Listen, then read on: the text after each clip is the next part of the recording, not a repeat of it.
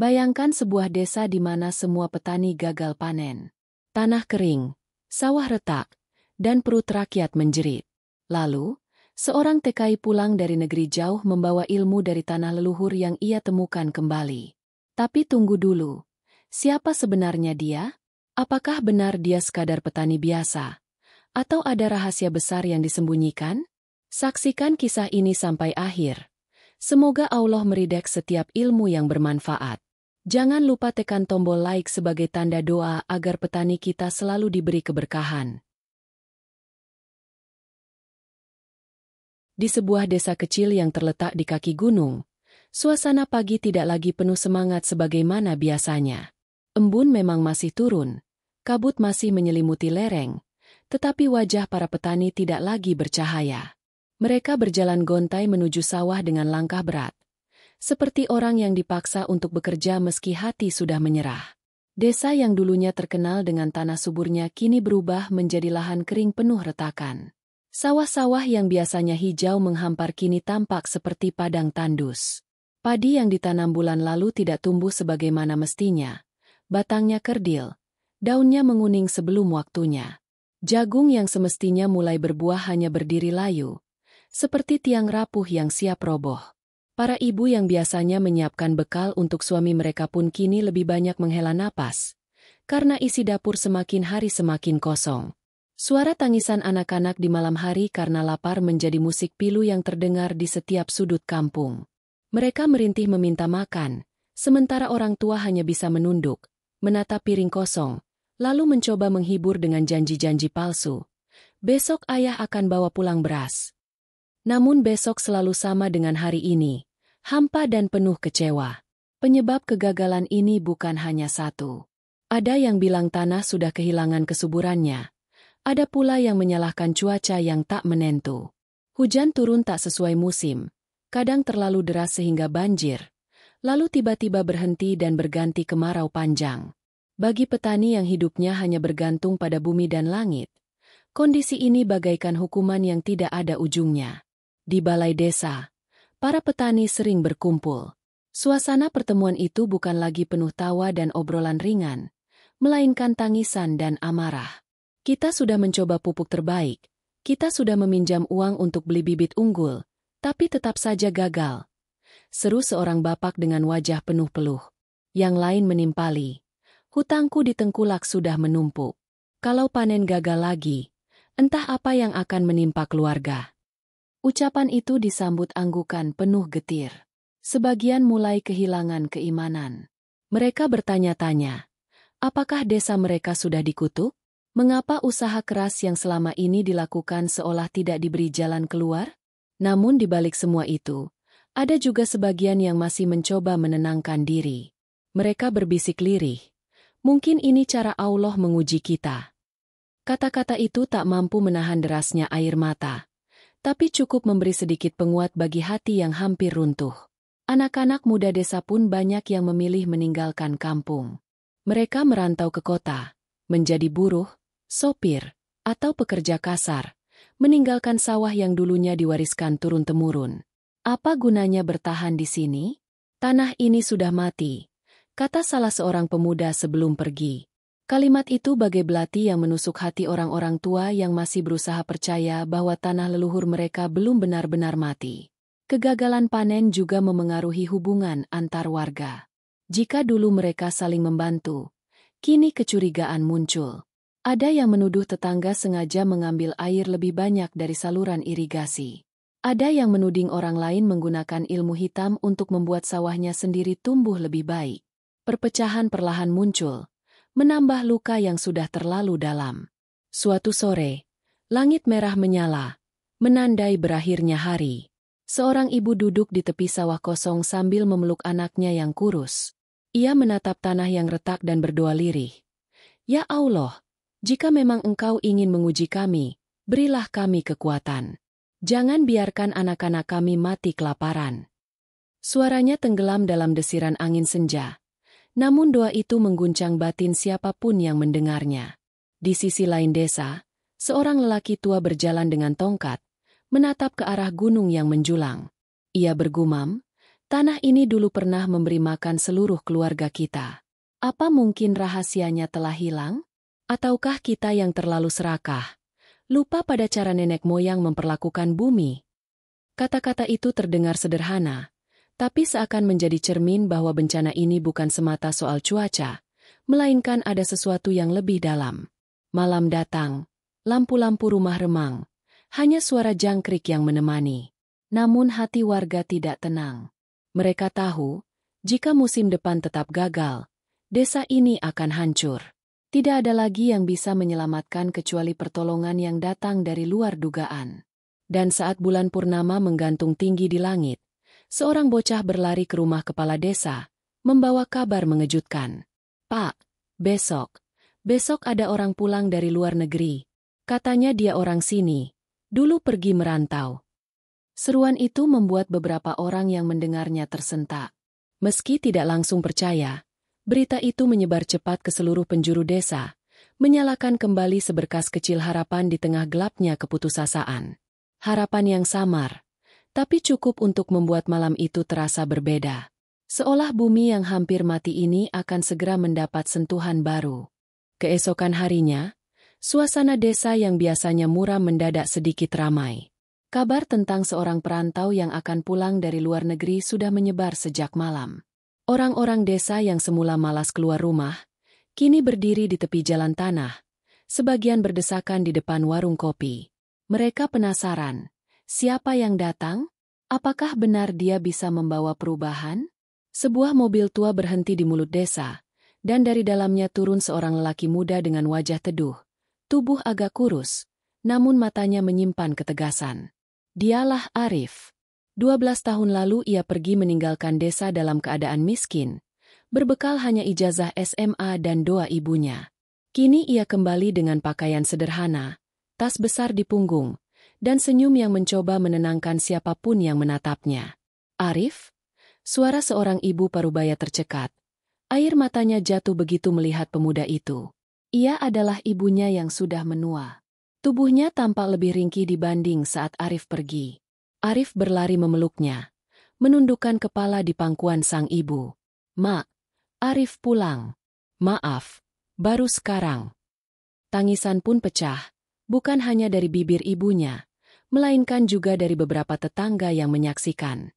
Mereka ingat betul bagaimana dulu Arif pergi dengan langkah gontai, malu karena tidak bisa membantu sawah yang semakin rusak. Kepulangannya menimbulkan berbagai reaksi. Sebagian menyambut dengan gembira, sebagian lain memandang sinis. "Ah, paling juga dia pulang karena sudah gagal di negeri orang," bisik seorang lelaki di warung kopi.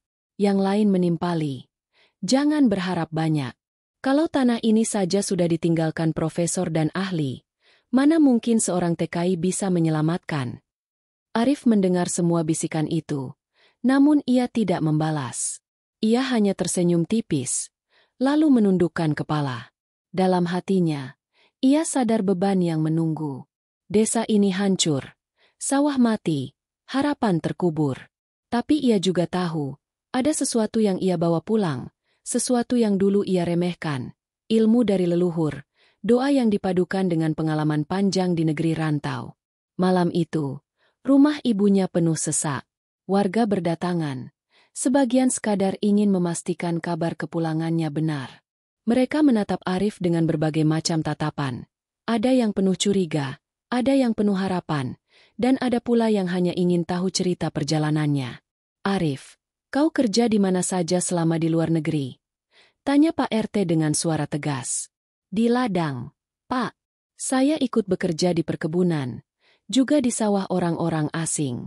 Mereka punya cara berbeda, tapi banyak yang sebenarnya mirip dengan ilmu yang sering saya dengar dari almarhum kakek," jawab Arif tenang. "Ilmu kakekmu?" Beberapa orang terkejut. Arif mengangguk. "Kakek selalu bilang, tanah ini punya nyawa. Kalau kita memperlakukannya dengan serakah, tanah akan murka. Kalau kita merawatnya dengan sabar, tanah akan berbuah." Di luar negeri, saya melihat orang-orang justru kembali ke cara lama. Pupuk organik, air dijaga, doa dipanjatkan dengan tulus. Saat itulah saya teringat pesan kakek. Orang-orang saling pandang. Ada yang menghela napas. Ada pula yang tersenyum kecut. Ah, itu cuma dongeng orang tua, gumam seseorang. Tapi ada juga yang wajahnya berubah, seolah tersentuh. Arif lalu berdiri, memandang mereka satu persatu. Saya pulang bukan untuk jadi pahlawan. Saya pulang karena hati saya dipanggil. Saya tidak sanggup lagi melihat desa ini hancur. Kalau kalian mau percaya, mari kita coba bersama. Kalau tidak, biarlah saya menanam seorang diri. Saya hanya ingin membuktikan bahwa tanah ini masih diberkahi Allah. Kalimat itu membuat suasana hening. Kata, diberkahi Allah, bergema kuat di ruang tamu sederhana itu. Beberapa ibu menundukkan kepala. Air matanya jatuh. Mereka merindukan ada yang berani menyebut nama Allah di tengah keadaan yang begitu gelap. Namun keraguan tetap ada. Malam itu, setelah warga bubar, Arif duduk di teras rumah bersama ibunya. Angin malam bertiup dingin. Sang ibu menggenggam tangan anaknya erat-erat. "Nak, kau yakin bisa? Orang-orang sudah putus asa. Mereka bisa mencaci kalau kau gagal." Arif menatap wajah ibunya yang keriput, lalu menunduk. "Mak, selama di negeri orang, saya belajar satu hal, yang membuat tanah berbuah bukan hanya pupuk, tapi hati yang bersyukur. Saya ingin mencoba lagi, di sini, di tanah kita sendiri. Jika gagal, setidaknya saya mati mencoba. Tapi kalau berhasil, semua akan tahu bahwa doa dan ikhtiar tak pernah sia-sia." Ibunya terisak, memeluk erat tubuh anaknya. "Kalau begitu, Mak ikut mendoakanmu setiap malam. Jangan pernah menyerah. Nak, ingat, kakekmu dulu juga sering dicemooh. Tapi buktinya tanah kita pernah jadi yang paling makmur." Di langit, bulan sabit menatap dari balik awan. Malam itu, meski gelap, terasa ada cahaya kecil yang menyalakan harapan. Desa yang semula terbenam dalam keputusasaan, kini menunggu langkah pertama Arif. Anak yang pulang bukan sekadar membawa tubuhnya, tapi membawa tekad untuk menghidupkan kembali warisan leluhur. Pagi itu, ketika matahari mulai naik di balik gunung, suara ayam jantan bercampur dengan bisik-bisik warga yang memenuhi jalan desa. Kepulangan Arif memang sudah menyalakan seberkas harapan. Tapi tidak semua orang benar-benar percaya. Justru semakin banyak yang mencibir, mempertanyakan apa yang bisa dilakukan seorang TKI yang bertahun-tahun hanya bekerja di ladang orang asing. Di warung kopi dekat balai desa, para lelaki duduk berjejer sambil menyeruput kopi pahit. Mereka berbincang dengan nada rendah namun penuh sindiran. "Jadi katanya si Arif pulang bawa ilmu dari luar negeri."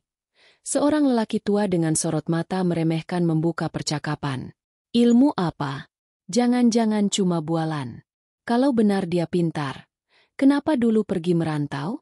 Kenapa bukan dia yang menyelamatkan sawah kita sejak dulu?" Timpal yang lain sambil tertawa kecil. Seorang pemuda menambahkan dengan nada getir. "Profesor dari kota saja sudah angkat tangan, apalagi dia. Orang-orang pintar sudah bilang tanah kita rusak, air kita tercemar, tak mungkin lagi subur. Mau apa dia? Coba? Menyiram dengan doa." Kalimat itu membuat tawa pecah. Meski ada yang hanya menunduk, tak ikut tertawa, karena dalam hati kecil mereka masih menyimpan sisa-sisa keyakinan. Sementara itu, di rumahnya, Arif duduk di serambi, menatap jalan desa yang ramai. Ia bisa mendengar samar-samar percakapan dan tawa orang-orang yang meragukannya. Hatinya pedih, tapi wajahnya tetap tenang. Ia sadar, setiap langkah besar pasti diawali dengan keraguan. Ia menarik napas panjang, mengingat kembali wajah ibunya yang semalam berdoa dengan air mata. "Aku tidak boleh mundur," batinnya. Siang harinya, balai desa kembali dipenuhi warga. Kepala desa memutuskan untuk mengadakan pertemuan khusus. Arif diminta hadir. Ruangan sederhana itu penuh sesak, dengan wajah-wajah yang sebagian penuh harap, sebagian penuh kecurigaan. Kepala desa membuka suara. "Saudara-saudara, kita tahu keadaan kita sulit. Panen gagal, hutang menumpuk. Kini Arif pulang setelah merantau lama. Katanya ia punya cara untuk menolong desa. Tapi kita perlu mendengar langsung darinya." Arif berdiri, tubuhnya tegap meski hatinya bergetar. Semua mata tertuju padanya, menanti apa yang akan ia katakan. Saya tidak datang untuk menjual janji. Saya tahu banyak di antara kalian yang meragukan saya, bahkan menertawakan. Itu wajar, karena keadaan kita memang sudah sangat buruk. Tapi izinkan saya mencoba. Saya tidak membawa emas atau harta. Saya hanya membawa pengalaman. Di negeri orang, saya melihat bagaimana tanah tandus bisa kembali hidup. Dan itu bukan karena mesin canggih, tapi karena mereka menghargai bumi, sebagaimana kakek kita dulu mengajarkan. Ruangan hening sejenak. Namun segera terdengar suara keras dari sudut ruangan. Kau bilang menghargai bumi? Itu teori lama. Kami butuh hasil, bukan dongeng. Kalau kau benar-benar bisa, buktikan. Kalau tidak, lebih baik kau jangan membuat kami semakin kecewa. Suara itu disambut gumaman setuju dari beberapa orang. Arif menunduk, lalu mengangkat kepalanya perlahan. Saya akan buktikan. Bukan dengan banyak bicara, tapi dengan menanam. Biarlah sawah saya menjadi percobaan. Kalau berhasil, kalian bisa menilai sendiri. Kalau gagal, hina saya sepuasnya. Saya hanya ingin berusaha. Ucapan itu membuat beberapa orang tercenung. Namun keraguan masih kuat. Ada yang berbisik. Dia sok berani. Paling nanti sawahnya sama saja, kosong dan hancur. Ada pula yang berkata, kalau gagal, jangan salahkan kami kalau dia jadi bahan tertawaan. Setelah pertemuan bubar, banyak orang pulang sambil menggelengkan kepala. Beberapa ibu rumah tangga yang lewat di depan rumah Arif bahkan tak segan berkomentar. Kasihan ibunya. Kalau nanti anaknya gagal, makin hancur nama keluarga mereka. Kata-kata itu sampai ke telinga ibunya. Wanita tua itu hanya menutup wajahnya dengan kain, berusaha menahan air mata. Malam itu, Arif duduk sendirian di halaman rumah. Bintang bertebaran di langit, tapi hatinya terasa sepi. Ia memandang ke arah sawah yang kering, lalu berbisik lirih. Ya Allah, Engkau tahu isi hati hamba. Aku tidak ingin dipuji, tidak ingin dihormati. Aku hanya ingin desa ini kembali hidup. Jika memang ilmu yang kupelajari bermanfaat, tolong beri aku kekuatan untuk membuktikannya. Air matanya jatuh, bercampur dengan tanah yang retak di bawah kakinya. Doa itu seakan menguatkan hatinya. Esok hari, ia tahu apa yang harus dilakukan. Turun ke sawah, menginjak tanah leluhur, dan memulai langkah pertamanya. Keesokan harinya, ketika matahari baru saja menyembulkan sinarnya dari balik punggung gunung, Arif sudah berdiri di tepi sawah yang terbengkalai. Embun masih menempel di rerumputan liar yang tumbuh sembarangan. Tanah terlihat pecah-pecah seperti kulit tua yang kehausan. Ia berdiri lama, menatap hamparan itu dengan mata berkaca-kaca. Inilah tanah leluhurnya, tanah yang dulu memberi makan ratusan keluarga, tanah yang kini seolah mati. Arif berjongkok, menggenggam segumpal tanah kering, lalu melepaskannya perlahan di sela-sela jemarinya. Kau tidak mati, bisiknya pelan. Kau hanya menunggu diperlakukan dengan benar. Ia kemudian menutup mata, mengingat kembali pesan-pesan kakeknya dulu. Pesan yang sering dianggap dongeng, tapi kini justru terasa hidup di kepalanya. Tanah bukan benda mati, Rif. Tanah bisa marah, bisa meredam, bisa memberi. Rawat dia dengan sabar. Jangan sakiti dengan serakah. Kalimat kakeknya terngiang-ngiang. Arif sadar. Itulah dasar dari semua yang ia lihat di negeri orang. Para petani asing yang ia temui justru kembali pada cara lama, merawat bumi dengan pupuk alami, memutar tanaman, dan menjaga air seolah itu harta yang tak ternilai. Dengan langkah mantap, Arif mulai membersihkan sawahnya. Ia menolak memakai traktor yang sudah lama tersisa di gudang desa. Ia memilih cara sederhana, cangkul, sabit, dan kedua tangannya. Warga yang lewat melihat dengan tatapan heran. Dia gila? Sawah segitu luas dicangkul sendiri. Gumam seorang bapak. Mana bisa cepat panen kalau hanya pakai tenaga sendiri? Sahut yang lain sambil menggelengkan kepala. Tapi Arif tak peduli. Keringat mulai mengucur meski matahari baru saja naik. Ia mencangkul tanah keras itu perlahan, mengembalikan kelembutannya sedikit demi sedikit.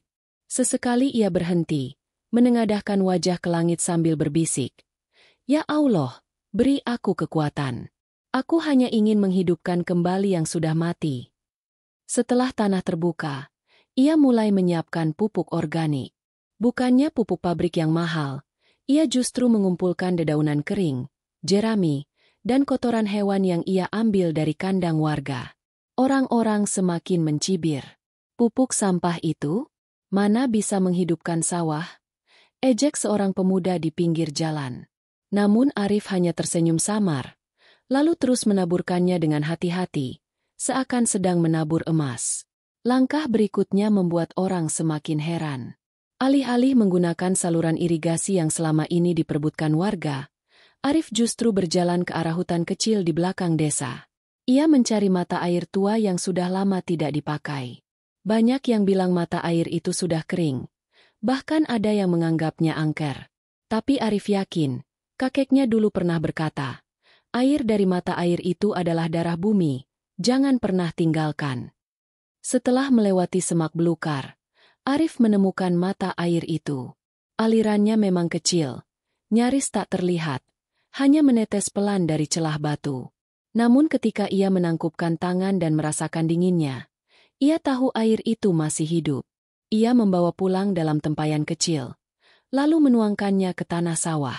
"Ini air yang dulu memberi makan generasi sebelum kita. Dengan izin Mu, ya Allah, biarkan ia kembali menyuburkan tanah ini." Hari-hari berikutnya, rutinitas itu terus dilakukan. Arif membersihkan sawah, menabur pupuk alami, lalu menyiram dengan air mata air yang ia bawa sedikit demi sedikit. Setiap langkah ia sertai doa, setiap benih ia tanam dengan bisikan harapan. Ia tidak sekadar bekerja dengan tangan, tapi juga dengan hati. Namun, cibiran warga tak berhenti. Bahkan semakin keras. Arif hanya buang-buang waktu.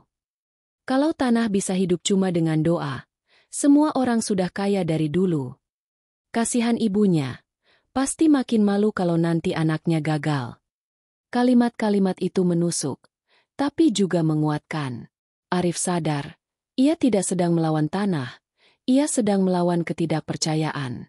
Ia harus membuktikan bukan hanya pada warga, tapi juga pada dirinya sendiri, bahwa pesan kakeknya bukan sekadar dongeng.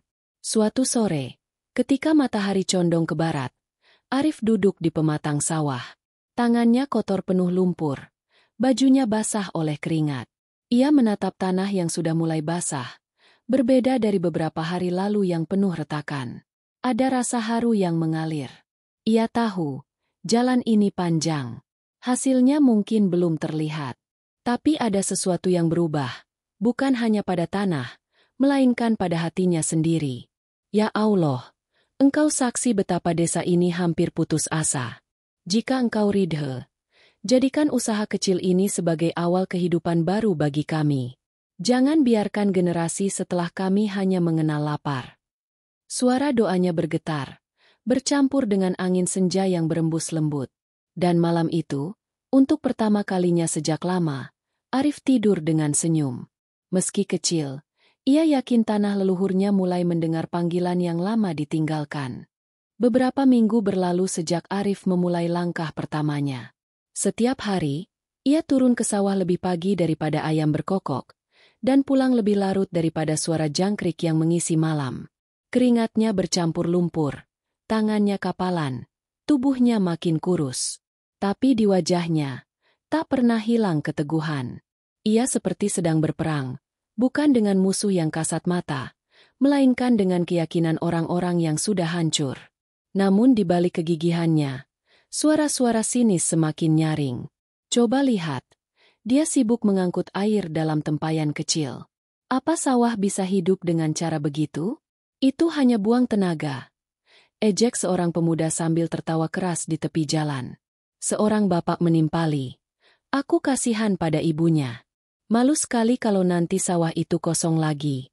Orang-orang akan bilang anaknya gila. Tawa pecah, dan beberapa warga lain hanya menggelengkan kepala. Arif mendengar semua itu, meski pura-pura tidak peduli. Ia terus menunduk, memindahkan air dari tempayan ke tanah, menabur pupuk alami, dan menanam benih. Dalam hatinya, setiap cemoohan hanya menambah doa yang ia panjatkan. Ya Allah, jika Engkau izinkan, biarkan mereka melihat bahwa kebesaran MU bisa menghidupkan kembali apa yang mereka anggap mustahil. Di balai desa, bahkan lebih parah. Seorang lelaki parubaya dengan nada tinggi berkata, "Kalau Arif berhasil, aku akan sujud di depannya. Tapi aku yakin 1000%, itu tidak mungkin." Orang-orang tertawa terbahak-bahak, seolah kegigihan Arif hanyalah bahan lawakan.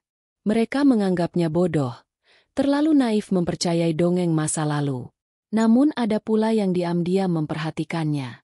Seorang ibu tua yang lewat sambil membawa kayu bakar berhenti sejenak. Ia melihat Arif jongkok di pematang, menabur daun-daun kering yang sudah dikomposkan. Wajahnya penuh kesungguhan. Ibu itu tertegun, lalu berbisik lirih. Kalaupun dia gagal, setidaknya dia berani mencoba. Tidak seperti kita yang hanya pandai mengeluh. Kata-kata itu hilang tertiup angin, tapi seakan menjadi saksi bahwa di antara cemoohan, masih ada doa yang terpanjat diam-diam. Hari demi hari, pemandangan itu berulang. Orang-orang lalu terbiasa menjadikan Arif sebagai bahan obrolan. Anak-anak kecil berlari di tepi sawah sambil berteriak mengejek. "Petani doa! Petani doa!" Mereka menirukan gerakan Arif menengadah ke langit, lalu tertawa terbahak-bahak. Arif hanya tersenyum tipis, meski hatinya pedih. Ia tidak marah pada anak-anak itu. Baginya, mereka hanya menirukan apa yang mereka dengar dari orang tua. Di rumah, ibunya sering menahan tangis. Setiap malam ia mendengar kabar bahwa anaknya jadi bahan tertawaan. "Nak, kalau kau tidak kuat, jangan paksakan. Mak takut hatimu patah," ucapnya sambil memegang tangan Arif. Tapi Arif menggeleng pelan, menatap ibunya dengan senyum yang penuh ketenangan. "Mak, bukankah kakek dulu juga sering ditertawakan? Namun tanah ini pernah makmur karena ilmunya. Kalau Mak percaya, biarkan Arif terus berjuang. Biarlah mereka menertawakan sekarang, karena hasilnya hanya Allah yang menentukan." Hari itu, angin berembus lebih sejuk dari biasanya. Arif yang tengah mencangkul berhenti sejenak, menatap sawahnya. Ia merasakan sesuatu berbeda. Tanah yang dulu keras dan pecah kini mulai lembut. Warnanya lebih gelap, dan aroma khas tanah hidup tercium samar. Ia jongkok, mengusap permukaannya, lalu tersenyum lirih. "Kau mulai bangun," bisiknya. Minggu berikutnya, kejutan kecil terjadi. Benih yang ia tanam mulai menunjukkan tunas hijau. Memang masih kecil, rapuh, dan tak seberapa banyak. Tapi di hamparan sawah yang sebelumnya gersang, titik-titik hijau itu bagaikan cahaya di tengah gelap malam. Arif berjongkok, menatapnya lama. Lalu air matanya jatuh tanpa bisa ditahan. "Ya Allah, terima kasih. Walau kecil, ini bukti bahwa kau mendengar doa kami." Namun pemandangan itu tidak langsung membuat orang lain percaya. Beberapa warga yang lewat hanya melirik sekilas, lalu berkata, "Ah, itu biasa. Semua benih awalnya tumbuh, tapi nanti juga mati. Jangan senang dulu." Yang lain menambahkan, "Lihat saja, sebulan lagi pasti hilang. Jangan cepat bangga." Meski begitu, di balik keraguan itu, rasa penasaran mulai muncul. Anak-anak yang dulu mengejek berhenti sebentar, menatap tunas hijau yang semakin banyak. Seorang ibu yang biasanya menolak lewat sawah Arif kini melambatkan langkah, lalu berkomentar pelan. "Entah kenapa, aku merasa tanah itu terlihat berbeda dari sawah lain." Arif tidak menjawab apapun. Ia hanya terus bekerja, menanam, menyiram, dan berdoa. Baginya, tanda-tanda kecil itu sudah cukup menjadi kekuatan. Ia tahu perjalanan masih panjang. Tapi satu hal pasti, tanah itu mulai merespons, dan keyakinannya semakin kokoh. Malam itu, ketika desa kembali sunyi, Arif duduk di tepi sawah sambil menatap tunas-tunas hijau yang tertidur di bawah cahaya bulan. Ia menengadah, air matanya jatuh, lalu berbisik, "Ya Allah, biarkan mereka terus menertawakan. Aku tidak butuh pengakuan sekarang. Aku hanya butuh engkau membuktikan bahwa tanah MU tidak pernah mati. Dan di balik keheningan malam, angin yang berembus lembut seolah menjawab doa itu, membawa aroma segar dari tunas-tunas muda yang baru lahir. Hari-hari terus berlalu.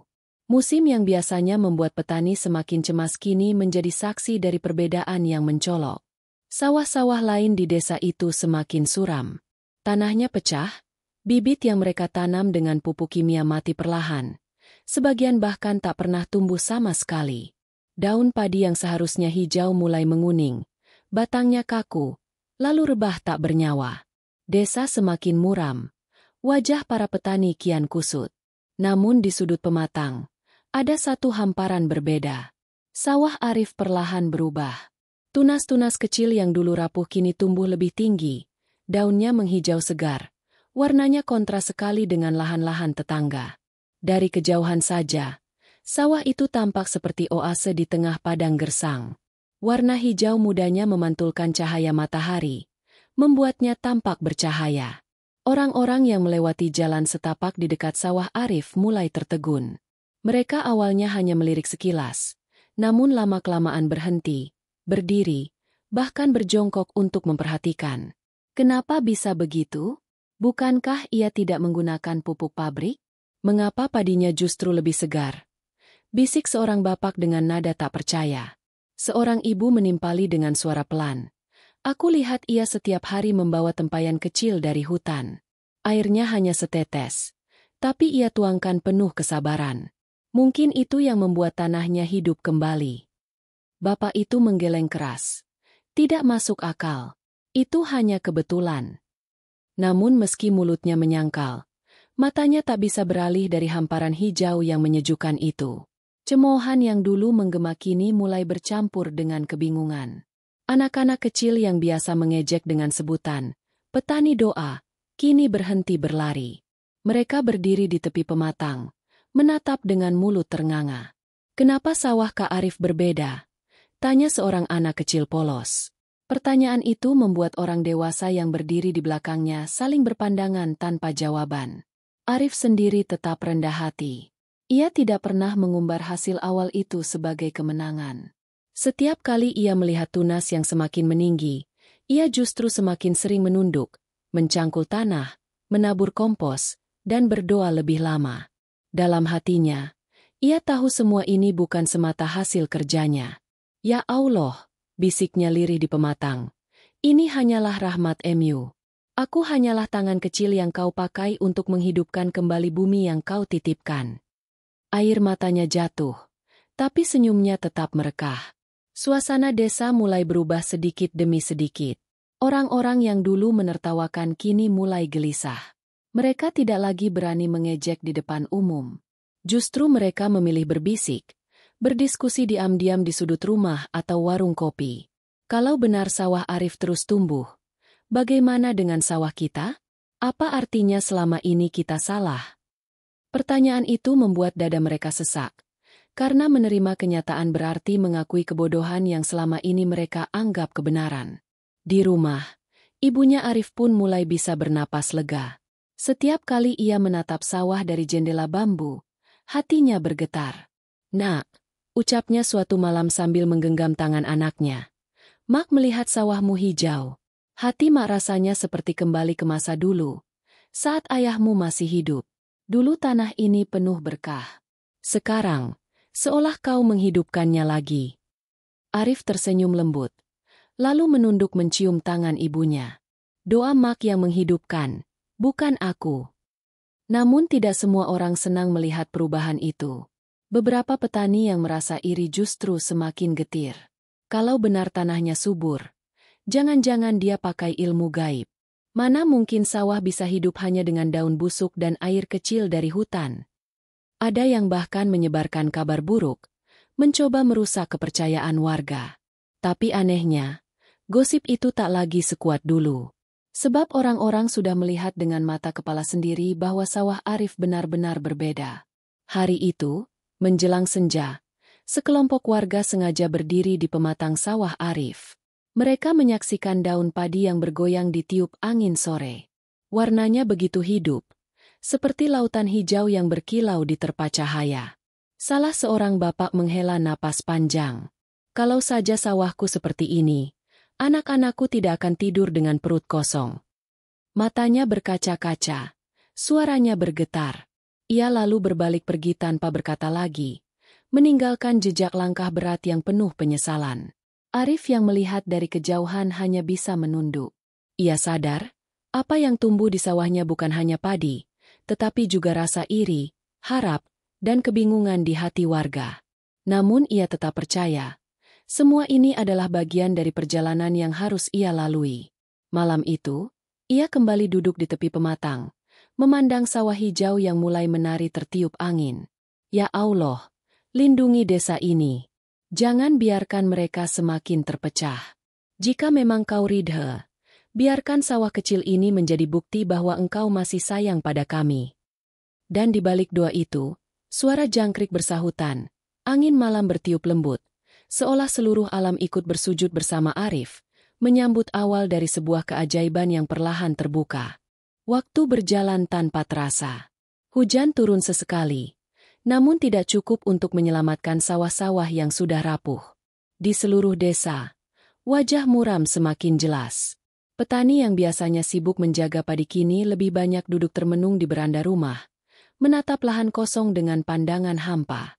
Suasana desa bagai terbungkus awan kelabu, senyap, sepi, dan penuh kepasrahan. Namun, di satu sisi desa, pemandangan berbeda terlihat jelas. Sawah Arif kini menjelma menjadi hamparan emas. Batang padi tegak berdiri, bulirnya penuh dan berat, warnanya kuning keemasan, berkilau di terpa sinar matahari. Angin yang berembus membuat bulir-bulir itu bergoyang lembut, seperti lautan emas yang menari. Aroma khas padi siap panen menyebar ke udara, menembus rumah-rumah yang selama ini kosong dari harapan. Hari itu, pagi yang biasanya sunyi mendadak ramai. Warga berbondong-bondong datang, sebagian hanya ingin melihat, sebagian lain tak percaya kabar yang beredar. Benarkah sawah Arif berhasil panen? Tanya seorang ibu sambil berjalan cepat. Anak-anak berlari mendahului, menjerit kegirangan. Benar, Bu. Sawah Kak Arif kuning semua. Ketika mereka tiba di tepi pematang, ternganga-lah mulut-mulut yang sebelumnya penuh cemoohan. Mata mereka tak berkedip menatap hamparan padi milik Arif. Seorang bapak mengusap wajahnya berulang kali, seakan tidak percaya apa yang ia lihat. Allah, bagaimana mungkin? Semua sawah kita kosong, tapi sawahnya penuh. Suaranya bergetar, bercampur kagum dan sesal. Beberapa petani yang dulu paling keras mencibir kini berdiri paling depan. Wajah mereka memerah, menunduk malu. Salah seorang bahkan meneteskan air mata tanpa sadar. Andai aku tidak begitu meremehkan, gumamnya lirih. Mereka menyadari, orang yang mereka hina siang malam kini berdiri tegak dengan bukti nyata yang tak bisa dibantah. Arif sendiri tidak menunjukkan kesombongan sedikit pun. Saat ia mulai memotong padi dengan sabit di tangannya, wajahnya justru penuh rasa syukur. Ia menunduk dalam, lalu berbisik lirih. Alhamdulillah. Ya Allah, ini semua karena MU, bukan karena aku. Tangannya gemetar, air mata jatuh bercampur dengan keringat di pipinya. Ia tahu, setiap bulir padi itu adalah jawaban dari doa panjang yang ia panjatkan, juga doa ibunya yang tak pernah putus. Suara sabit Arif mengiris batang padi membuat suasana semakin menggetarkan. Warga yang menyaksikan terdiam, lalu satu persatu ikut mendekat. Tanpa diminta, beberapa orang mulai membantu, mengikat padi dalam ikatan besar. Biarlah aku ikut, ujar seorang bapak yang dulu terang-terangan meragukan. Aku malu pernah mencemoohmu. Arif menoleh, menepuk bahunya dengan lembut. Tidak ada yang perlu malu. Pak, ini bukan milikku seorang. Ini untuk desa kita. Anak-anak kecil ikut berlarian di pematang, memungut bulir padi yang jatuh, tertawa kegirangan. Tawa itu berbeda dari ejekan dulu. Kali ini, tawa mereka penuh kelegaan, seperti baru saja terbebas dari jerat panjang kelaparan. Sementara itu, di sisi lain desa, sawah lain tampak kosong. Tanah pecah, batang padi mati, Tak ada satu bulir pun yang bisa dipanen. Kontras itu membuat hati warga semakin diguncang. Mereka yang menatap sawahnya sendiri menangis, lalu berbalik lagi ke arah sawah Arif. Ternyata bukan tanah yang mati. Hati kita yang mati. Kita terlalu percaya pada pupuk pabrik, terlalu serakah mengejar hasil cepat, dan lupa pada cara yang benar. Kalimat itu diucapkan seorang lelaki tua sambil menunduk. Suaranya parau penuh penyesalan. Ibunda Arif berdiri di tepi pematang, menatap anaknya bekerja. Air matanya tak terbendung. Jatuh deras membasahi kerudungnya. "Nak," bisiknya dengan suara serak. "Kau telah mengangkat kembali kehormatan keluarga ini. Kau juga telah menghidupkan desa ini. Semoga Allah membalas semua keringatmu." Arif berhenti sejenak, menatap ibunya, lalu mencium tangannya dengan penuh hormat. "Mak, semua ini karena doa Mak. Aku hanya menjalankan." Menjelang sore, sawah Arif menjadi pusat keramaian. Warga yang tadinya menonton mulai ikut membantu, sebagian dengan sabit, sebagian dengan tangan kosong. Suara takbir lirih mulai terdengar dari mulut beberapa orang, bercampur dengan tangis haru.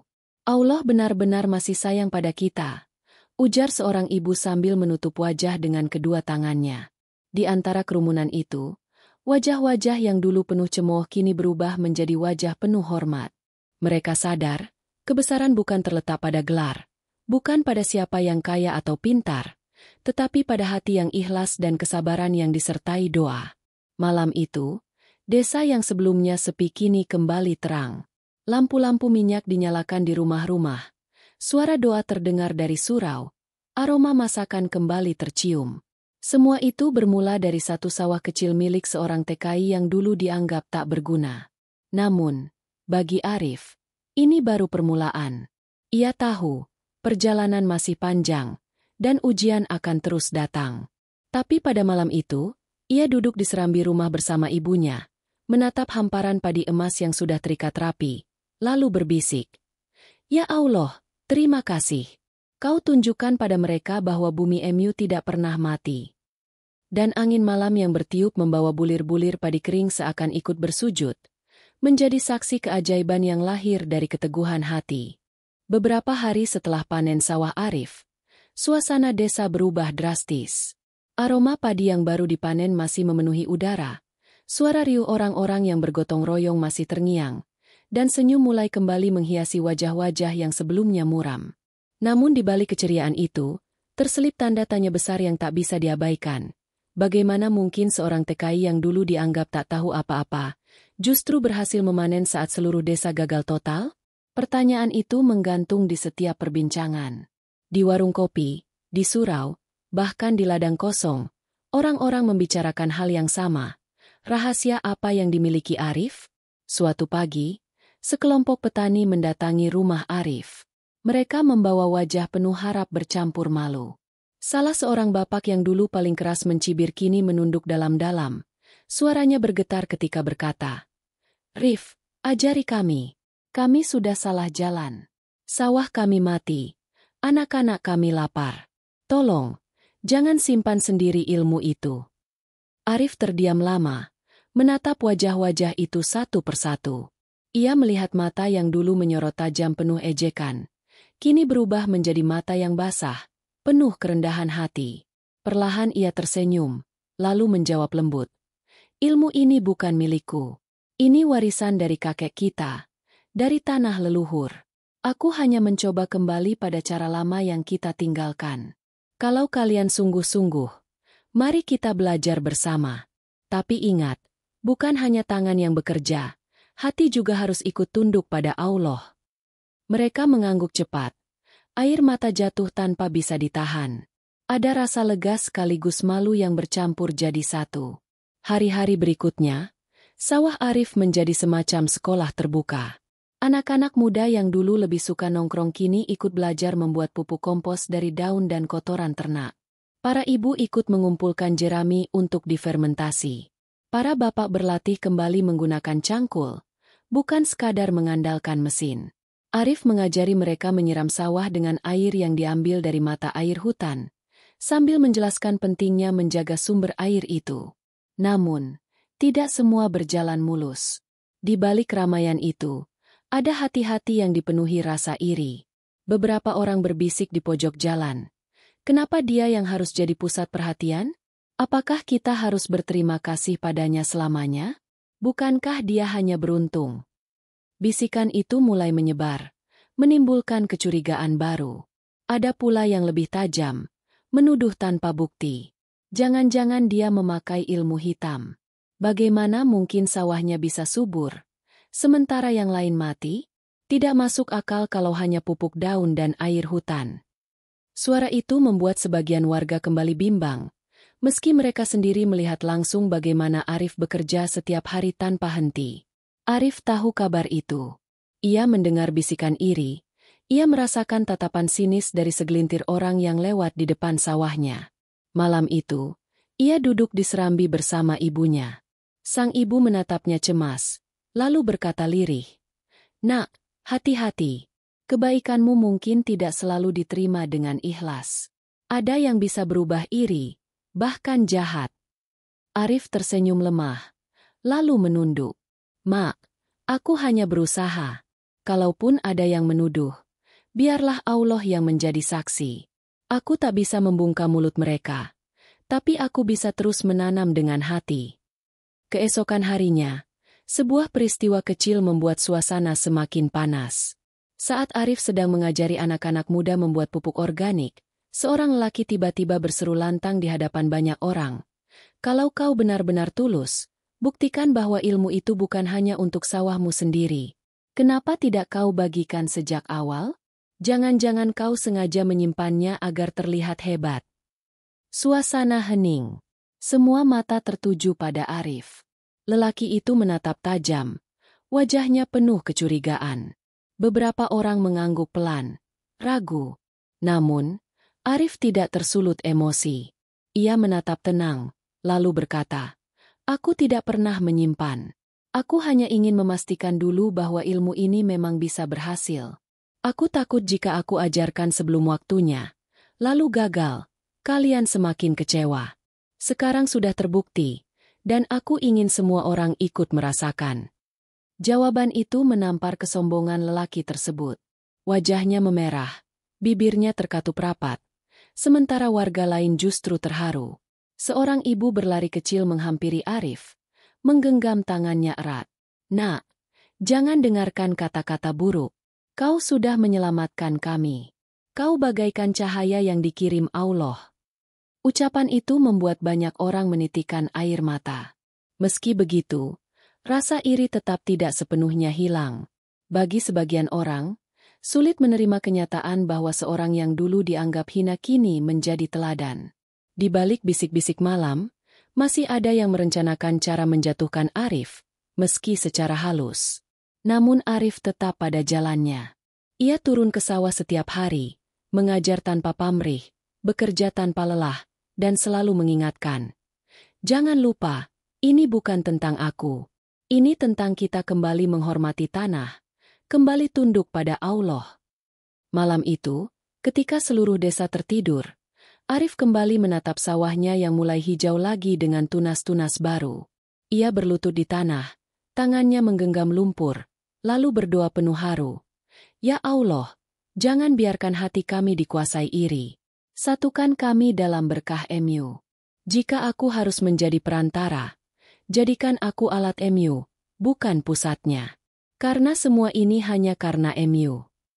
Dan dalam keheningan malam, angin yang berembus dari arah gunung membawa kesejukan, seakan menjawab doa itu, menegaskan bahwa meski hati manusia bisa berubah-ubah, keberkahan dari Allah tetap akan mengalir pada siapapun yang ikhlas. Hari-hari berlalu, dan sawah-sawah di desa perlahan mulai mengikuti cara Arif. Sebagian mulai menunjukkan tanda-tanda kehidupan, meski masih jauh dari hasil yang ia capai. Warga semakin sering datang menemuinya, meminta arahan, bertanya detail kecil, bagaimana cara membuat pupuk, kapan waktu tepat menanam, bahkan doa apa yang ia panjatkan setiap kali menabur benih. Arif selalu menjawab dengan sabar, mengulang tanpa bosan, meski tubuhnya makin kurus karena bekerja siang malam. Namun di balik antusiasme itu, rasa penasaran semakin membuncah. Warga mulai bertanya-tanya, bagaimana mungkin Arif yang dulu hanya pemuda biasa bisa menguasai pengetahuan sedalam itu? Mereka tahu ia bekerja di luar negeri, tapi cara yang ia ajarkan terasa lebih tua, lebih dekat dengan tradisi nenek moyang dibanding ilmu modern. Sampai suatu malam, di balai desa, pertanyaan itu akhirnya dilontarkan langsung. Kepala desa yang sejak awal hanya mengamati, kali ini berdiri dan menatap Arif dengan serius. Arif, suaranya berat, penuh wibawa. Kami semua berterima kasih padamu. Tapi ada satu hal yang belum terjawab. Dari mana kau mendapatkan semua ilmu ini? Benih, pupuk, air, doa, semua seolah menyatu. Kami butuh tahu, agar tidak hanya mengikuti buta, tapi juga mengerti asal-usulnya. Ruangan hening. Semua mata menatap Arif. Beberapa orang bahkan menahan napas, menunggu jawaban. Arif terdiam lama, menundukkan kepala. Dadanya bergetar, bibirnya kaku. Seakan ada beban yang selama ini ia simpan rapat-rapat, kini dipaksa keluar. Akhirnya, ia menarik napas panjang, lalu berkata pelan, "Baiklah, sudah saatnya kalian tahu. Ilmu ini bukan sekadar dari luar negeri. Ilmu ini berasal dari leluhur kita sendiri." Orang-orang terperanjat. Suara gemuruh terdengar. Beberapa berbisik tak percaya. Arif melanjutkan. Suaranya kini lebih mantap. "Kakekku adalah penjaga tanah ini. Ia sering disebut orang tua gila karena cara tanamnya berbeda. Ia percaya tanah adalah amanah, bukan sekadar benda. Sebelum wafat, ia menitipkan pada ayahku beberapa catatan dan doa. Namun ayahku meninggal terlalu cepat, dan aku tidak sempat memahaminya." Suaranya mulai bergetar, matanya berkaca-kaca. Ia berhenti sejenak, menatap lantai bambu, lalu melanjutkan. "Saat aku bekerja di luar negeri, aku justru melihat banyak orang asing yang kembali pada cara lama. Mereka mengajarkan apa yang sebenarnya sudah ada di desa kita sejak dulu. Dari situlah aku teringat pesan kakek. Aku mencari catatan itu, dan aku menemukannya kembali. Aku belajar, menguji, lalu menerapkannya. Jadi yang kalian lihat hari ini bukan ilmu dari negeri asing, tapi warisan dari darah kita sendiri."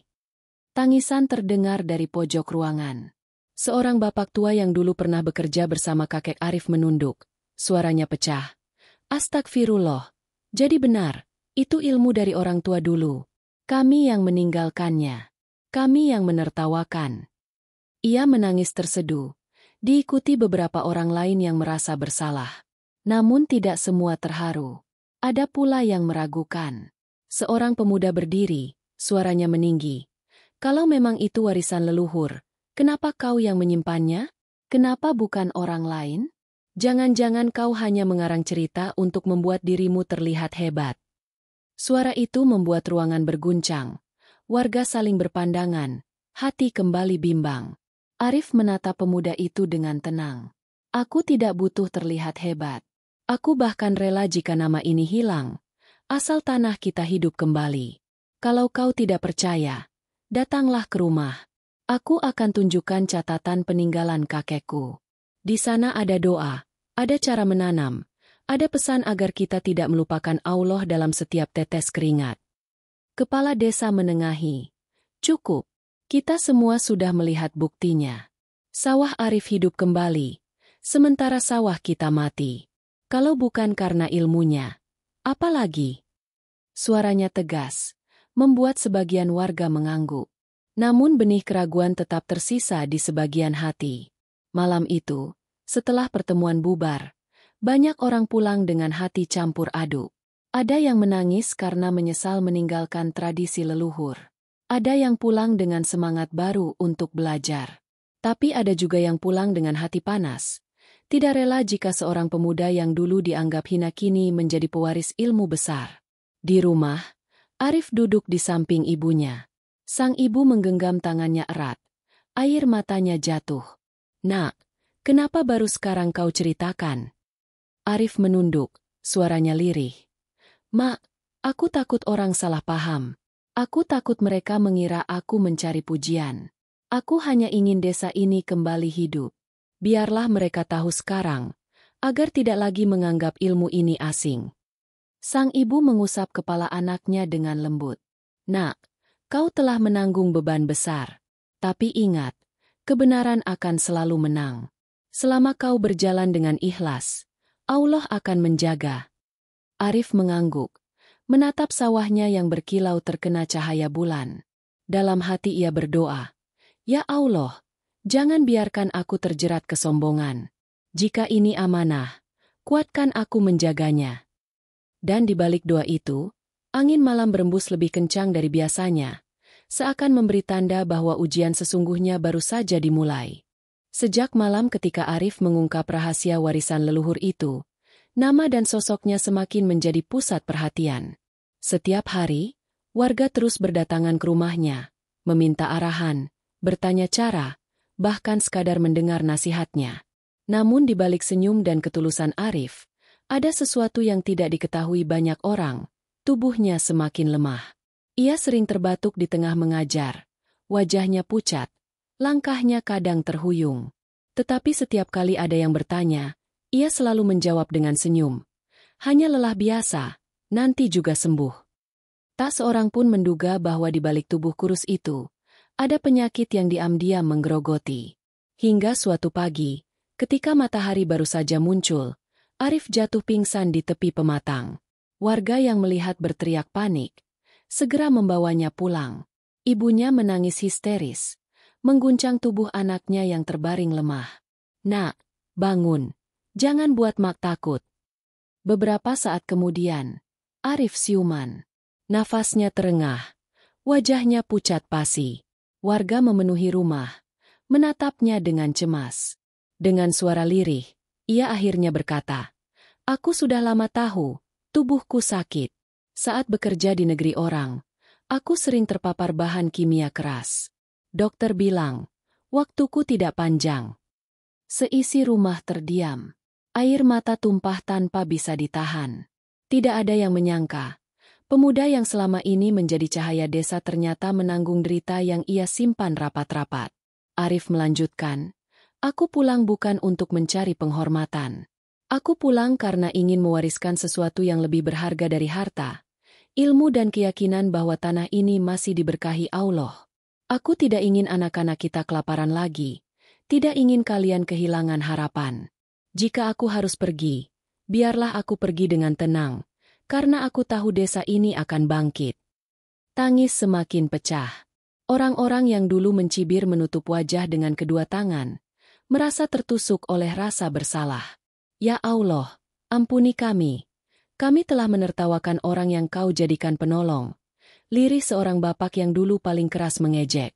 Kepala desa, yang biasanya tegas dan jarang menunjukkan emosi, kini berdiri di sudut ruangan dengan mata berkaca-kaca.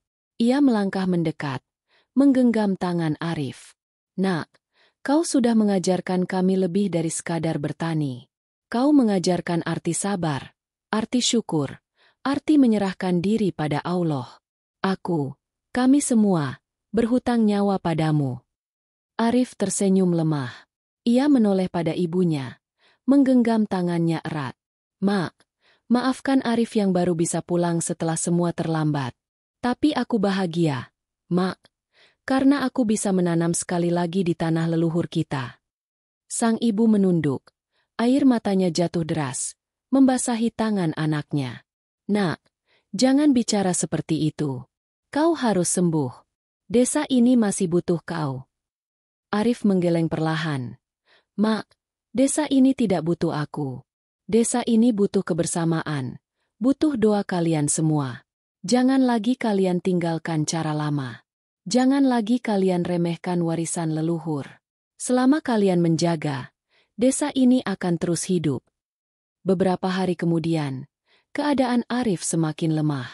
Namun sebelum benar-benar meninggalkan dunia, ia meminta satu hal, agar warga berkumpul di sawahnya. Pada sore yang mendung, seluruh desa memenuhi pematang. Arif, dengan tubuh digendong oleh beberapa pemuda, dibawa ke tengah sawah emas yang telah ia tanam. Dari sana, dengan suara bergetar, ia berkata, "Lihatlah hamparan ini. Ini bukan milik Arif. Ini milik kita semua. Tanah ini tidak mati. Hanya menunggu kita kembali tunduk. Jagalah ia. Rawatlah ia dengan hati. Jangan lupa, setiap tetes keringat harus dibarengi doa. Karena tanpa izin Allah, semua akan sia-sia. Air mata warga tumpah serentak. Ada yang terisak keras. Ada yang menunduk sambil berdoa. Anak-anak kecil memeluk kaki orang tua mereka, merasakan kesedihan yang tidak sepenuhnya mereka pahami. Beberapa hari setelah itu, Arif menghembuskan napas terakhir di pangkuan ibunya. Desa berduka. Tangisan terdengar dari setiap rumah, bukan hanya karena kehilangan seorang pemuda, tapi karena kehilangan cahaya yang telah membangunkan mereka dari keputusasaan. Namun, warisan Arif tidak mati. Catatan leluhur yang ia simpan dibagikan kepada seluruh warga. Ilmu yang ia ajarkan diterapkan di setiap sawah. Perlahan, desa yang dulu hancur kini kembali makmur. Orang-orang selalu menyebut nama Arif dalam doa mereka, mengenangnya sebagai anak desa yang rela mengorbankan hidupnya demi tanah dan bangsanya. Dan setiap kali musim panen tiba, ketika hamparan padi menguning bagai lautan emas, warga menunduk sambil berbisik, "Ya Allah, terima kasih kau kirimkan Arif kepada kami. Semoga engkau tempatkan dia di sisi MU yang paling mulia." Padi yang bergoyang diterpa angin seolah ikut mengamini doa itu, menjadi saksi abadi bahwa seorang anak desa yang sederhana mampu mengubah sejarah seluruh kampung dengan kesabaran, ilmu, dan keteguhan hati.